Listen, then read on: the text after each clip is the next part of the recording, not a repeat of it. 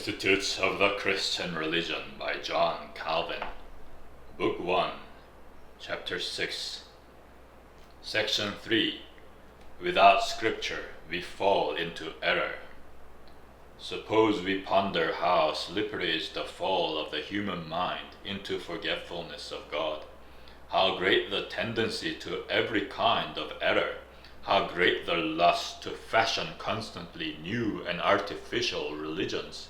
Then we may perceive how necessary was such written proof of the heavenly doctrine, that it should neither perish through forgetfulness, nor vanish through error, nor be corrupted by the audacity of men.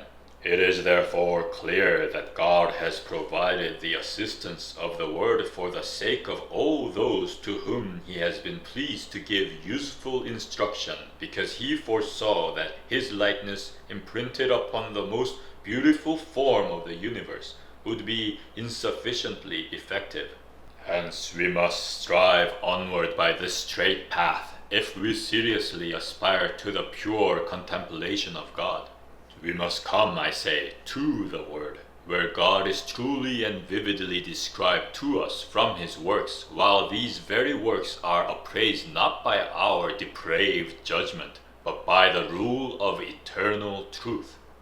If we turn aside from the Word, as I have just now said, though we may strive with strenuous haste, yet since we have got off the track, we shall never reach the goal.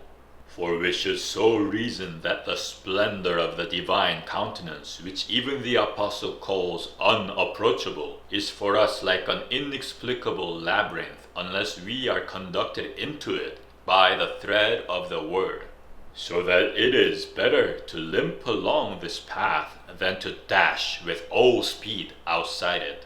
David very often, therefore, teaching that we ought to banish superstition from the earth so that pure religion may flourish, represented God as regnant. Now, he means by the word regnant not the power with which he is endowed, and which he exercises in governing the whole of nature, but the doctrine by which he asserts his lawful sovereignty. For errors can never be uprooted from human hearts until true knowledge of God is planted therein.